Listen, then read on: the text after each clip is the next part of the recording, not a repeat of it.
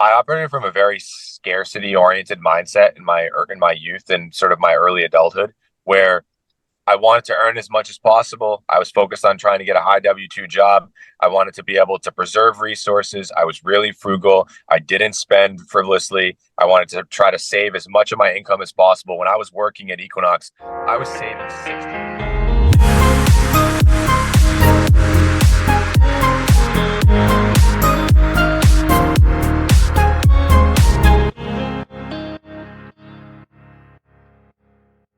Welcome to the Real Estate Law Podcast. Jason Muth here with Pride Away Stays and Straightforward Short-Term Rentals. Attorney Rory Gill. Rory, we are talking to somebody right in our backyard. We were just chit-chatting off camera. And, the circles here are so small, right? Especially in the Northeast with the real estate investor community. Our guest today is actually a partner of a former guest on this podcast, and that was not planned. And, in preparing for this episode, I realized that I am on multiple email lists for this gentleman along with his partners. As I'm preparing for today, I went through, the past communications, and I see all the deal offerings that this guest was, publicizing to his list, and I'm glad to be on it. Yep. Yeah. So let's welcome Zack Gray to the podcast. Zack is a real estate investor here in Massachusetts. He works in Mass and South Carolina. I'm sure he's got some other stuff he's cooking up right now. He's also a gym owner. I can't wait to hear about that and how that factors into everything. According to your Instagram, you got 25 million in assets under management. I'm sure that number is going up, or maybe you need to adjust that. Welcome, Zack. Yeah, thank you so much for having me today, guys. I really appreciate coming on and being able to share some of my experiences with you. Yeah. Ultimately, I hope that some of the stuff that we talk about today provides some value to fellow listeners, and excited to kind of dive into it. So Zack's in his car. Are you outside your gym that you own? I am. You are? Yeah. I can see the kettlebell right there on your sweatshirt. If you're watching this, there you go. Gray's Anatomy. Where's Gray's Anatomy? Gray's Anatomy is located in Needham, Mass. And actually, there actually is some context to that and how that actually plays into my real estate career as well. Yeah, talk about that. Let's start there. Yeah. So I have a very non-traditional path for most people. I went to undergrad for business. I actually enlisted in the military to be able to pay for school. I do not come from like a very well-off family. I enlisted in the military to help pay for school, so I did not have to incur student debt. I went to school for business and finance. During my entire time in which I was in school, I worked full-time and commuted. And then while working full-time, I ended up getting certified as a personal trainer during my junior and senior year. I started my own personal training business when I was in college.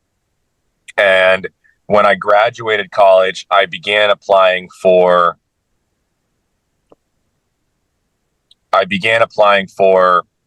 personal training, fitness-related positions, as well as applying for finance, business-oriented positions. And I got a couple offers in both sectors. I ended up accepting a job working in kind of a luxury, high-end fitness facility in Chestnut Hill. For those of you who are not super familiar with like Boston Metro, Chestnut Hill is like a really affluent, high net worth earning, suburb of Boston. I chose that option because I felt like out of the options that were presented to me, I felt like it was the option that was going to help me get to earning close to six figures as soon as possible. And I basically felt like if I committed a year to this, that I would have the possibility of getting to a point where I could be earning six figures. And if it didn't work out, then I could always fall back on my degree and get a job in business or finance or something of the like. So I ended up working in the fitness industry. In the first year that I worked at this facility, I ended up getting to a point where I was earning, over six figures. And, from that point forward, I just kind of hit the ground running and sort of took that in stride. I worked for that gym called Equinox for 4 years. I separated from them and then started running my own training facility. which now I own a 4,200 square foot gym located in Needham, Mass. And that's actually been super instrumental, one, in showing sort of like all of my clientele that I train personally, and a lot of people that come to my training facility, live in these metro markets outside of Boston that are very high income earning areas, such as Newton, Needham, Wellesley, Westwood, Brookline. And these folks have all seen me go from working as sort of a laborer at a local gym to starting and running my own business with profound success. And I think that has sort of ingrained in them not only my work ethic, but also my financial literacy, my business skills, and my ability to solve complex problems. And so during that time frame, I also simultaneously had gotten into investing in real estate. And every good real estate investor realizes that it's not a matter of if, it's a matter of when they run out of money. And what I will say is that, for me, I was able to get my first 3 deals under my belt using my own money. I executed with proficiency on those deals, and I essentially used my performance on those deals to map out prospective performances to some of my people that were in my immediate network in some of those high income earning areas. And I think that this also conveniently lined up with a time in which the stock market was trending down, interest rates were trending up, and the investing landscape was a little bit meek moving forward. So I used this opportunity to show my experience, show my credentials from my first few deals that I had done, and use that to leverage my network to be able to foster relationships with people in a different way, which was investing in real estate projects that I had interest in pursuing. And that sort of started this whole process, which has now transcended into being able to compile close to 200 units in about 2.5 years. Mm-hmm. That's, it's fascinating, that transition right there, from the gym into becoming an entrepreneur and, a real estate investor with credibility with your clients, really is kind of what I heard right there. Was it intentional that when you joined the gym in Chestnut Hill, which, we know Equinox is a very high-end gym, memberships are expensive, people take a lot of pride in working out there and saying they work out there. Was that intentional because you were going to be around more high net worth individuals that maybe you thought 2 steps ahead, that you could somehow network with these people with what the way you really wanted to build wealth? Or did you join that gym in that role to become that 6-figure earner, and then you had a revelation that, oh, okay, the people around me might be great to tap into if I could, earn their trust on this other level as well? Totally the latter. I operated from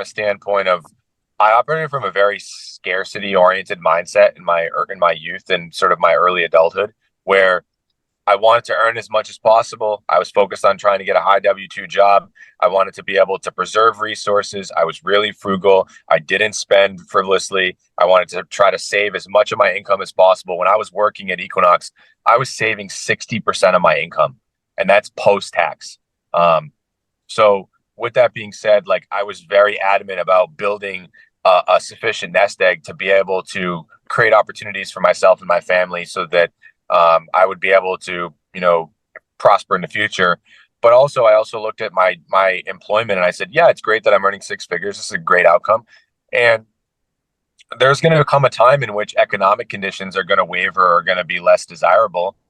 And I do know and recognize that the services that I'm providing are probably one of the types of services that would be potentially on the chopping block as a luxury service in the event of hard economic times. So I need to build this security blanket to insulate myself, but also I want to use this money in the future for, other endeavors. And actually, I think in the beginning, I was really interested in kind of learning about the stock market, and I spent a lot of time trying to learn in that realm.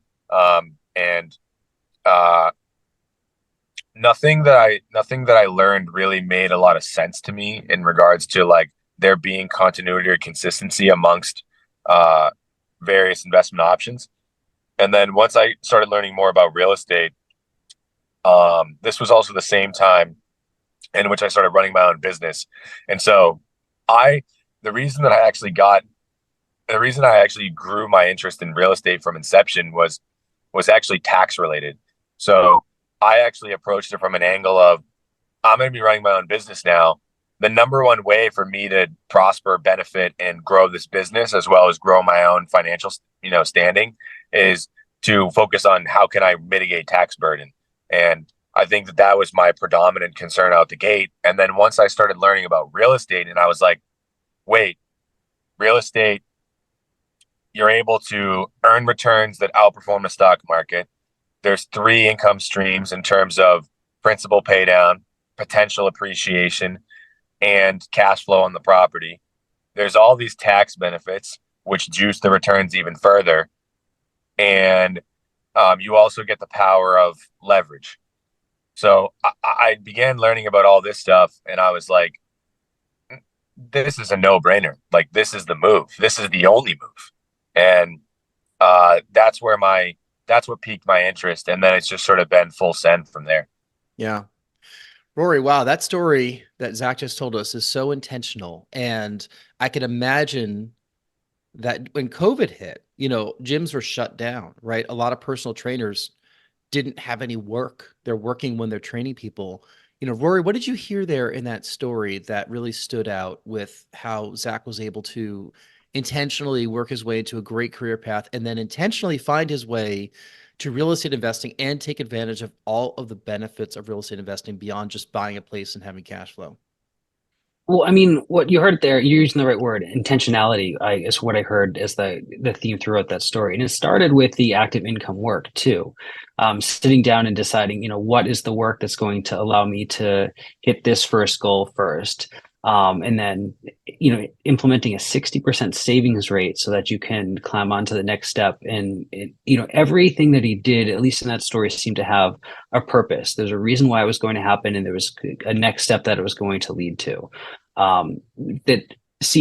Which I think counters the way a lot of people do it, particularly people coming out of college. You want to get that first job and then see what happens from there. It sounds like every single step here had a financial intentionality behind it. Yeah. One of your partners was a guest on this podcast also, Zach. I mentioned it before we recorded, Matt Davis, one of our very, very first guests. And he was a great story. And he's also a hustler just like you. I hope you guys have had a good working relationship. I haven't had a chance to meet him just yet, but hopefully one of these meetups that we're all at, I'll meet the both of you in person. But there is a lot of commonality with your story and his story, where you kind of had this revelation, found your way to real estate investing, and how it actually is a pathway beyond just the W-2 job that you're earning. And the fact that you own a gym and that you're still training people tells me that you probably see the value in having multiple income streams, right? Absolutely. And, to that point, the way that I've structured because I'm sort of in charge of running my own practice, I have a lot of control and flexibility over how I can manipulate my schedule to meet with the needs that are, asked of me outside of that relative to my real estate related demands. And I think at this point I can, it allows for me to gradually wean off of this, insurance policy that is my day-to-day income. And that's sort of systematically been happening over the last 2 years. Effectively 2 years ago, when we were just kind of getting started, and I only owned a couple of deals, I was working 6 days a week. I was working 12 to 14-hour days, 5 days a week, and then a half day on Saturday. And over time, we've now whittled that down to getting rid of weekends. Then we whittled it down to getting rid of afternoons. So I was only working in the morning. Then we whittled that down to now I work 4 mornings a week. And on those 4 days that I work per week, I'm normally working from 5:30 a.m. to about 11:30 a.m. So even still, by 11:30 a.m., I'm done with training all my clientele. And if I can work 4 days a week from 5:30 to 11:30, and I can make enough money to be able to, support myself as an insurance policy, worst case scenario, that not only amplifies my ability to do deals for myself, but it also allows for me to be able to not have all my eggs in one basket, which is, my properties or my real estate or my JV partnerships with investors and things of that nature. So I think that's been huge. But as time has gone along, we've been able to whittle that time away to allow for us to really optimize our operations in our business for real estate. And I think that that's the area where we continuously have been improving. I think our operations are the key to why we have such success and why investors want to continue to invest with us. And I think we're excited because we just added a couple of new team members to our operation. Mm-hmm. I have two more questions about this, about, kind of mindset and how you grew into, the position that you're in right now. Then I want to talk about some of the nitty gritty as to like what you're working on these days. The first question is, all right, trainers and people that are working kind of 1099 jobs, or they're working gig jobs, like where they have, a full-time job and they're also a yoga instructor, or a full-time job and they're also, training at a facility like yours. What do you say to those types of people, many of whom are listening to this podcast? A lot of people that listen are folks who really just want to get out of what they're doing or add to it.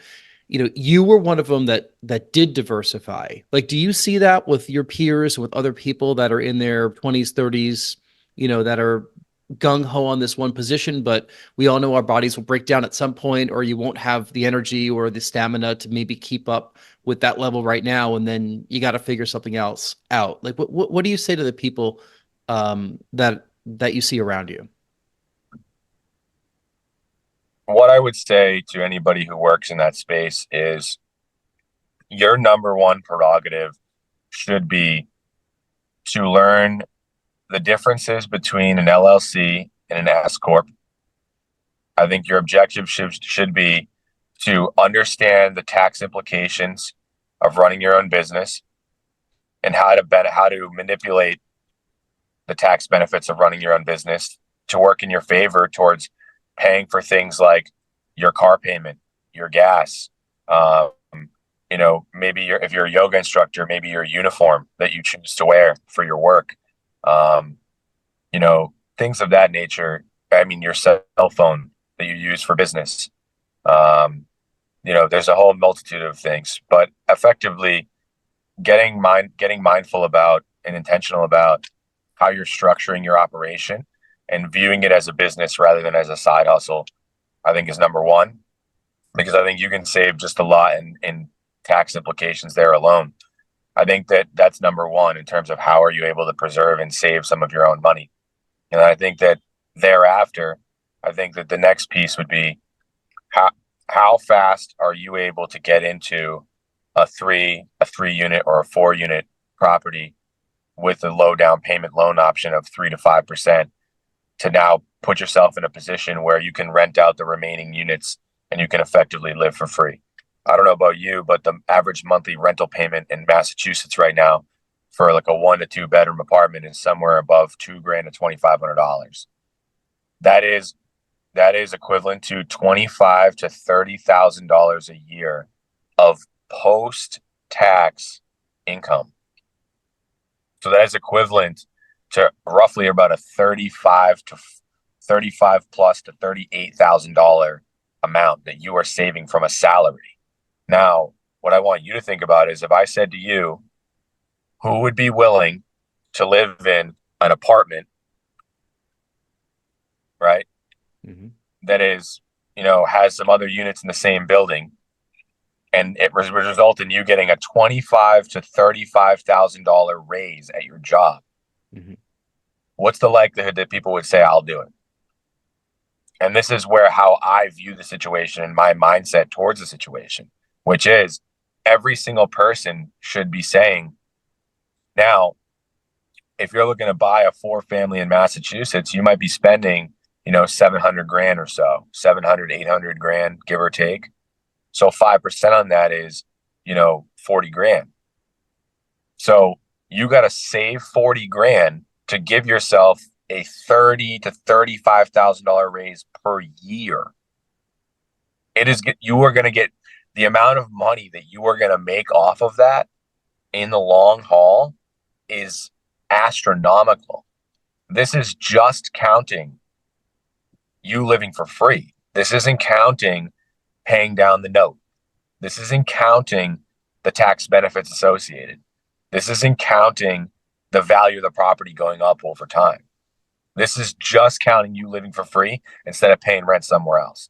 So if I was a gig worker, I would be approaching it from, how can I treat this side hustle as a business? Number one. I think number two is, how fast can I save that 40-ish grand that it's going to take for me to be able to get to a point in which I can give myself a $30,000 to $35,000 a year raise. And I think when you're able to do that, what this does is this is like pushing a snowball down the hill. This is like you getting started towards having more income that you can use to create more opportunities for yourself. Whether you want to take that 30 to 35,000 a year and save it for another property, maybe you want to do that.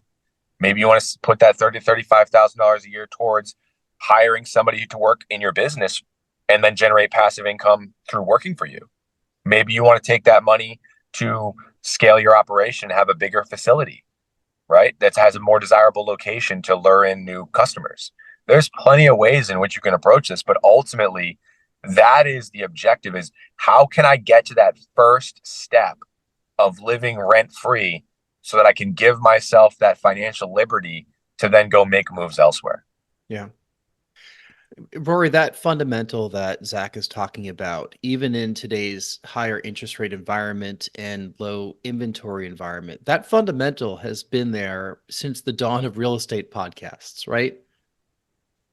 Yeah, I mean, the core opportunity for somebody getting started in the real estate space is the traditional multifamily, where you live in a unit and you use all the opportunities you have to start home ownership in there. It just takes that saving up that down payment, which is challenging for people. It takes sacrifices, but if you can get in on that particularly in first multifamily as a homeowner, it scales up from there, and it scales up from there relatively quickly. Mm-hmm. Zack, let's talk about partnership and the people that you're working with. I've heard you talk about this elsewhere, but how did you find your way to Matt, for example, and Andrew and all your other partners? And what kind of advice do you have to people that are looking to do that first joint venture with other real estate investors? If you're serious about building your real estate portfolio, the secret to you, the most impactful secret towards you building your real estate portfolio to the heights in which you want is one single word: collaboration. If you want to make moves, you need to collaborate. It's not optional. And the reason why I say this is that there's so many reasons behind why this is true. Number one, you have a finite amount of resources. You're going to run out of money. You need access to people in your network. So you're going to need to raise money for deals. Great. So you only have a finite network in which you can operate in, you can ask people in. That's number one. Number two is that you have strengths and you have weaknesses. If every single day you wake up and you have to participate in actions that you are weak in, not only are those inefficient, but they also drain you of your energy. And what it comes down to is, this game is not about waking up and putting in a 12-hour day and then tomorrow it's going to be all set in stone. You're going to be good to go. It's not about a year. It's not about 6 months. It's not about 2 years. What it's about is, it's a long haul play. And in order for you to wake up and put in a relentless amount of effort every single day moving forward into this endeavor, you have to be doing things that don't empty your cup, that keep your cup full. So you have to figure out, what are the areas that I am successful at? What are the areas in which I bring value? And then what are all the areas that I am horrible at? Now you need to go find people that embody those characteristics so that you don't have to continuously suck energy out of your own self that diminishes your ability to make progress, and it slows down your velocity or pace of making progress. And then I think that once you find those people, they all have their own networks. They all have their own slew of people. They all have their own attorneys, their own commercial lenders, their own insurance brokers. They all have their own deal flow. They all have their own meetups that they're going to. They all have their own pre-standing relationships with people in the industry. And you take all of that and you pour it into one melting pot, and you got 4 groups of lenders and 4 groups of attorneys and 4 groups of insurance brokers, and on and on and on down the line. Now what ends up happening is now every single time that a deal comes up in your network, it gets brought to the center of the table. And now what ends up happening is you find a good deal, I find a good deal, 2 other people find a good deal. Ultimately, you're going to get A, more deal flow. B, in order to do that deal, you're going to need less money because you're going to have access to more people who are willing to put in money. And lastly, to execute the project, you're going to need to do less work yourself because you're taking a small section of the work that you're doing, and the work that you're doing is the work that you want to be doing. So now the whole name of the game here is not to try to find 1 or 2 good deals, go raise all the capital, and keep all the resources for yourself. The objective is to pair up with people who are relentless, who are looking to move in the same direction as you with the same intensity and same work ethic. And you are looking to pair resources to get a smaller piece of a much, much, much larger pie. Mm-hmm. And when you have a larger pie and you're constantly bringing deals to market and you're constantly raising money and you're constantly showing proof of concept, that raises credibility. And this is where we use the analogy, rising tides lift all boats, where effectively the more deal flow you have and the more deals you're doing, the more proof of concept you show, the more that everybody in your network starts to become aware of who you are. And then now they're like, damn, these guys are killing it. Like, we need to join forces with those guys. And so I could tell you firsthand, that's how we're in a position now where we have people who are bringing us deals because we will equity stake them into a deal just for bringing us a deal. Mm-hmm. And, this kind of comes back to, you're talking about how do you find your partners and so on and so forth. The biggest ROI on my time that I can receive imaginable is attending local real estate meetups. I have met my best lenders. I have met my attorney. I have met a multitude, probably 5-6 handfuls of contractors. I've met multiple partners. I've gotten multiple deals from going to meetups. There is not a better use of your time per month than to attend 3 or 4 meetups a month. Mm-hmm. And how impactful that will be towards answering some of the hard questions that you may have that you don't know the answer to, because what I can guarantee is somebody's been there before and somebody probably has a proposed solution. Mm-hmm. Well, Rory, good thing you're going to a meetup tonight. Yeah, I sure am. And that's probably the best use of my time too for everything that I'm working on there.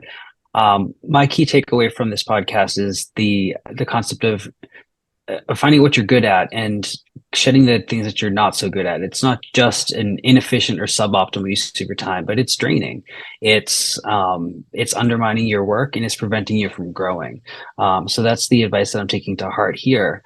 But I also think when you're conceptualizing a much bigger pie and there's a lot to go around for everybody, and that's the incentive to partner up, I think that explains why your goals for the next year are relatively large and ambitious, because with that larger network of people and with those partnerships, you can do this.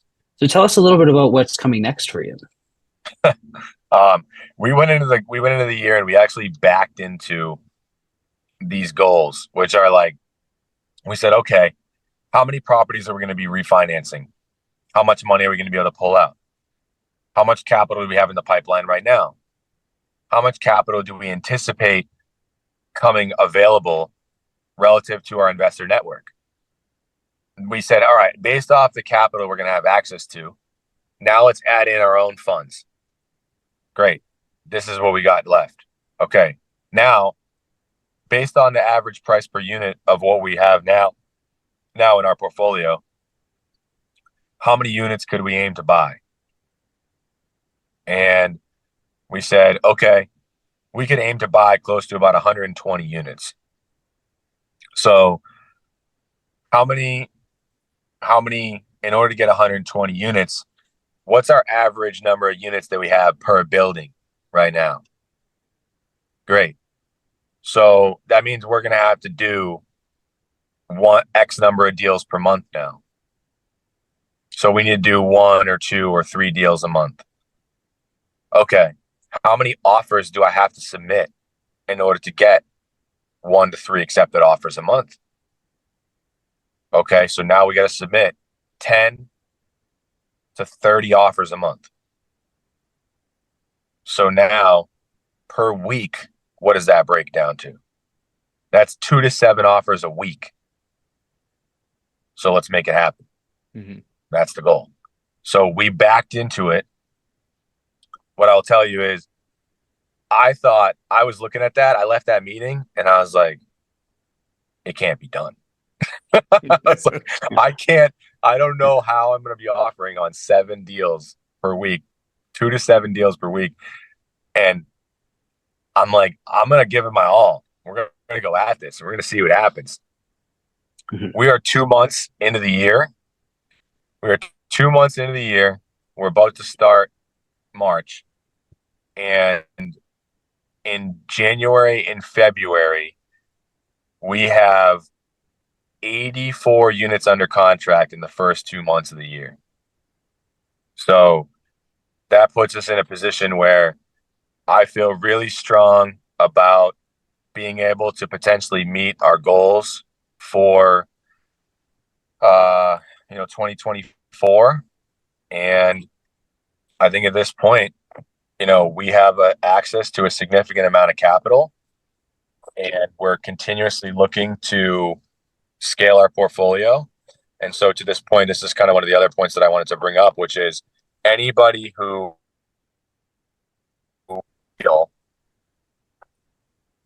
we will cut them in 10% equity on any deal.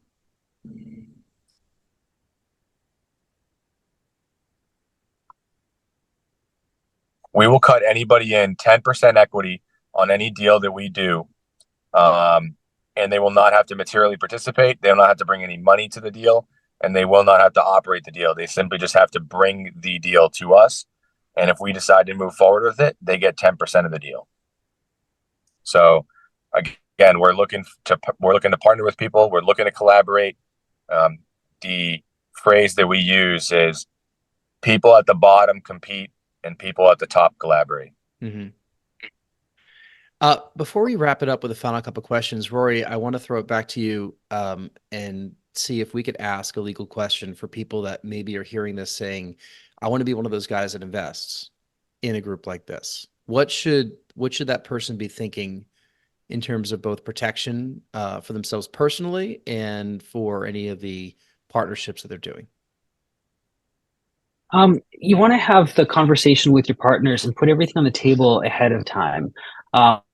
Attorneys and other people can kind of help you structure the actual agreements that you get to, but having that, and they can structure the conversation too, but having that conversation and setting the right expectations, the division of labor, the division of responsibilities, who's going to contribute what happens when these different nightmare situations happen, what happens if the project is wildly successful, what happens if it's wildly unsuccessful, but have those conversations and talk through those things. And attorneys will help put that into writing, but having that conversation is going to not only protect you in case there's a trouble with the partnership in the future, but it's going to help get the partnership working together more efficiently if you've gone through the exercise of talking through things, setting expectations, and building trust. Right.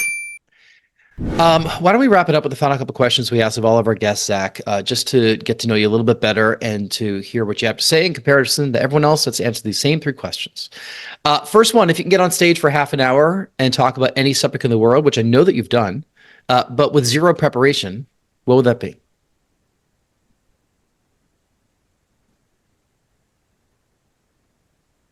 The power of multifamily investing and its ability to create financial independence for any person in this country, regardless of where you're starting from.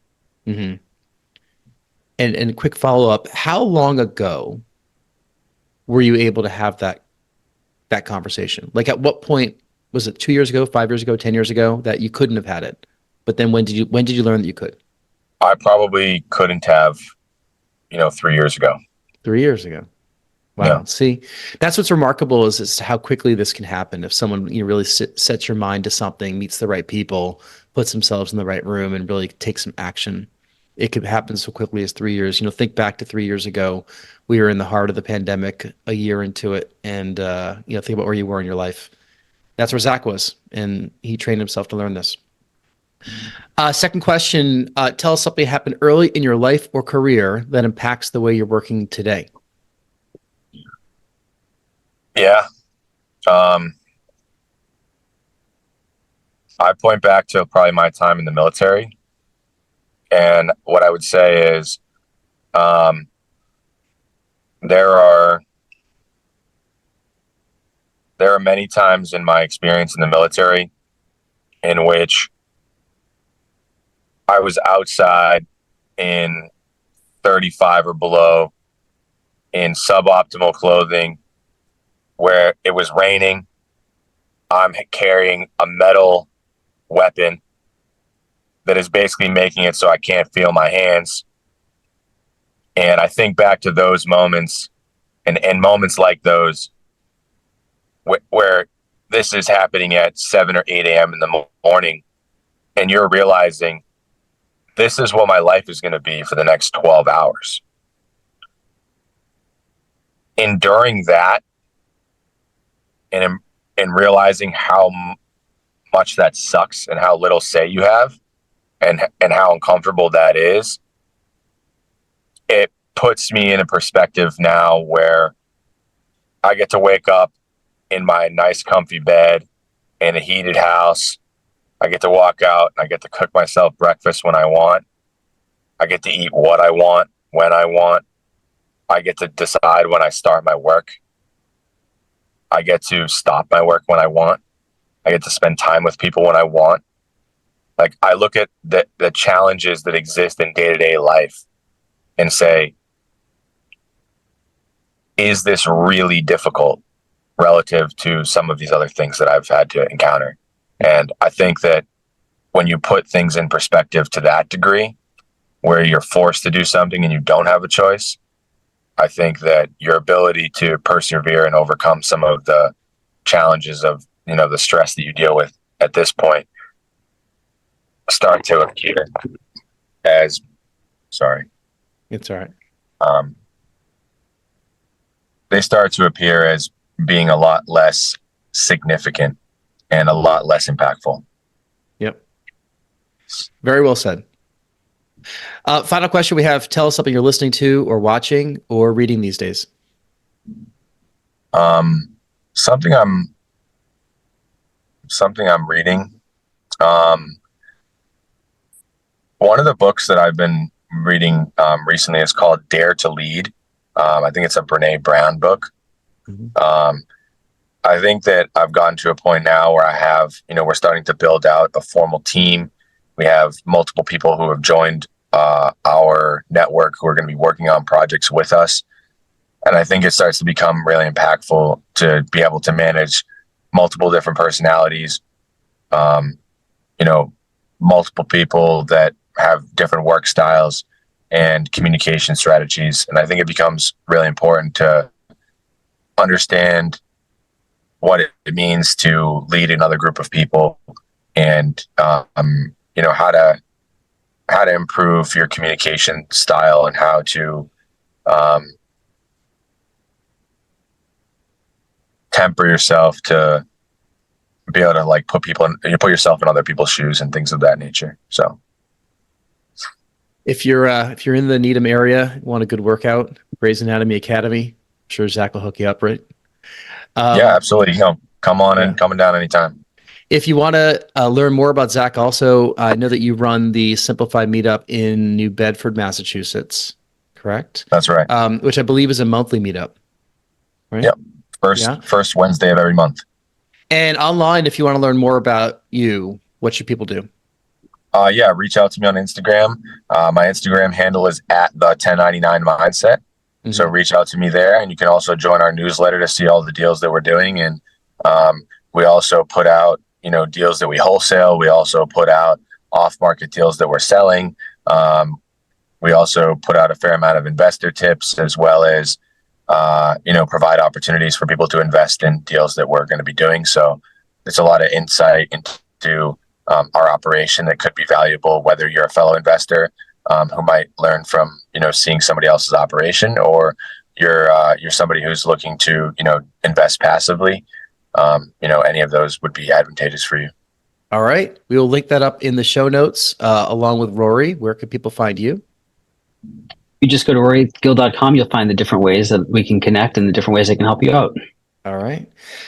If you've enjoyed the episode, we really love 5-star reviews. We love it if you subscribe to the podcast, either on YouTube, Spotify, Apple Podcasts, wherever you're listening to this. If you'd like to be a guest on the podcast, you can go to realestatelaw.podcast.com, find out all the information about how to tell us about you, and we'll get back to you. Zach, we can't wait to see you in person somewhere in all of our travels around the meetup world here in Massachusetts. Thanks so much for your time today. Rory, thank you as always. And thank you for listening or watching. We really appreciate it. We'll see you next time. Absolutely. Thank you, guys. Thank you.